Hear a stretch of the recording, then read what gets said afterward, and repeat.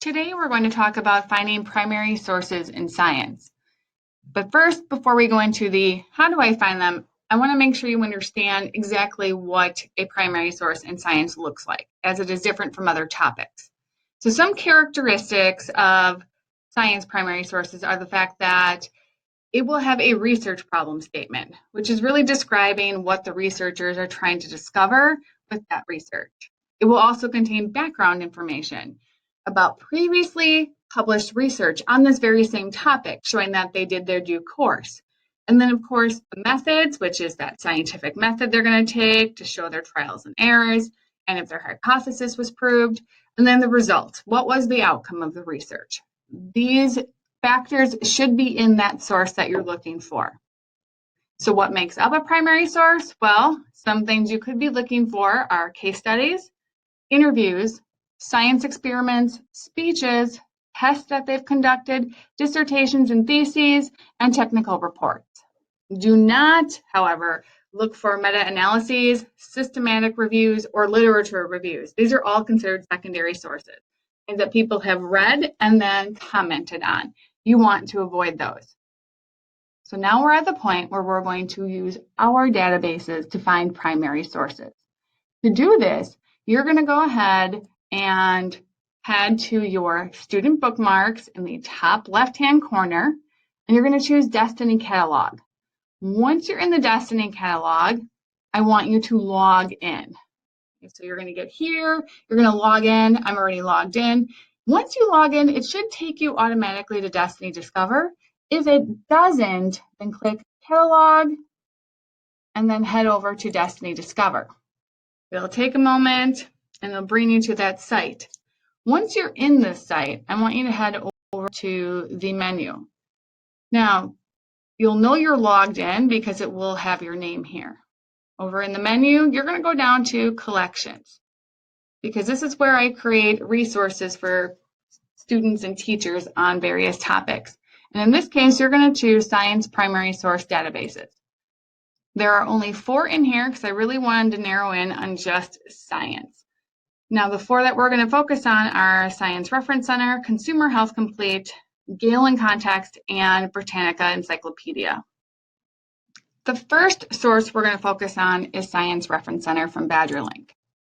Once we get in here, what we're going to want to do is make sure that we do an advanced search, because this is where it's going to hold all of the specifics we're looking for. If we do just the basic search, you're going to get a ton of results, and not all of them are going to be primary source documents. And that's just going to be a lot of sifting on your part. So we're going to go ahead and click on advanced search. You're going to get your options. You could go ahead and type in a subject here. You don't necessarily have to. What I really want to focus on for our purposes are the special limiters. In here, you want to choose scholarly peer-reviewed journals. And then for document type, you want to go back to that list that I gave you of different types. So you can see there is a case study here, and we have speeches and science experiments and tests.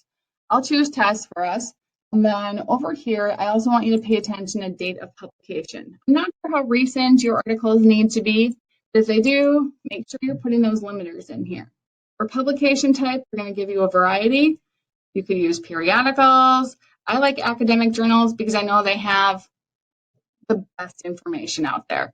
Then after I have that chosen, I'm going to make sure I choose PDF full text to make sure that I'm not just getting a summary of the article, but the actual article itself. And after I do that, I can click search and it will pull up my results based upon my limiters. If no results are found, maybe that's telling me I do need to type in that subject, and then I'll get the results I'm looking for. In this case, I went back, typed in cancer, left all of my limiters the same, and now you can see I have 2 results. The results is very easy to sift through. I'm going to choose them, take a look, see if it's something I want to use.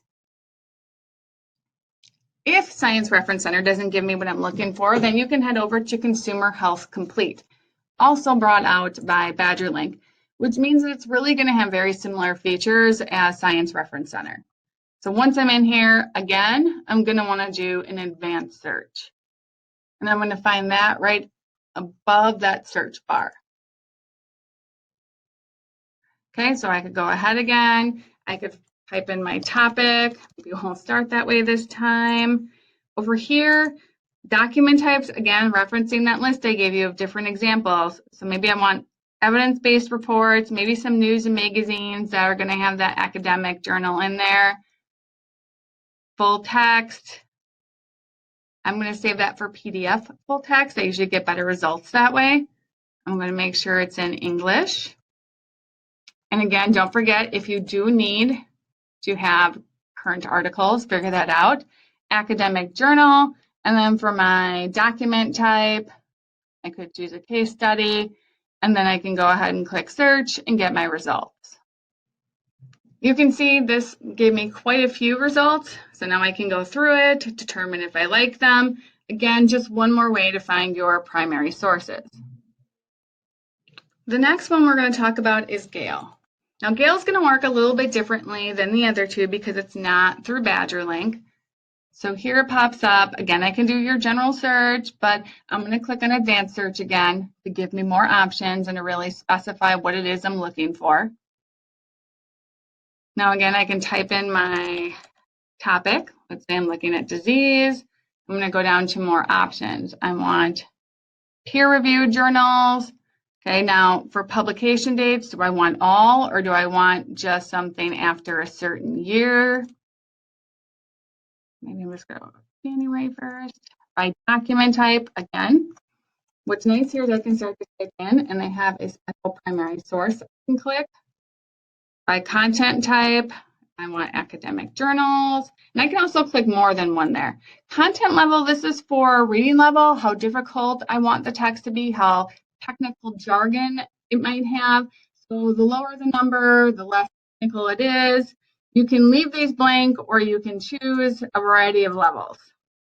And then after you're done with that, you can go ahead and click search. Now, if it doesn't yield your results, maybe I had too many limiters, you can just go ahead and revise your search. Not a big deal. Take maybe a couple of things out. So maybe I leave this, but maybe I don't have it in academic journals. And just go ahead and play around with it until you get what you need. Now, if the advanced search isn't yielding the results you want, then there's one extra feature here that I really like, and it is the topic finder. What I like about topic finder is it gives you a visual search, which not many databases do. So you can see here that there's a little visual. So if I type in, again, that concept of disease, and I click enter, now it's going to give me a nice visual to help me narrow down what am I looking for. Maybe I want to focus on heart disease. Now it's going to break it down even further. Oh, maybe I just want a study on heart disease, because then I'm hoping that in there will be a scientific research method going on that I can take and I can use for my article. So there are 11. I can go through them and choose. If I don't like that, I can find medical research. There should be something in there. So I really like this. And if you don't like this version, they also have a wheel version that will help you narrow it down. The last database I want to talk about is Britannica Encyclopedia. Now, while this is loading, I just want to say that this should not be your first option to go to if you need current research, because this really contains more historical studies in nature. So if you do need something that's very current, then don't head here.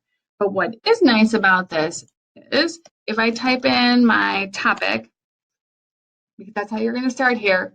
If you scroll down to the left-hand side, right here, they have a button for primary sources. You click it, and it gives you your results. And that's it for primary sources in Britannica. So it's really quite nice. Well, that is it for finding primary sources on our databases. It is now your time to go ahead and look. If you have questions, you can always refer back to these slides because I do explain them in there for you step by step. You can always ask your teacher as well, or feel free to come to the library and see me. Good luck on finding your resources.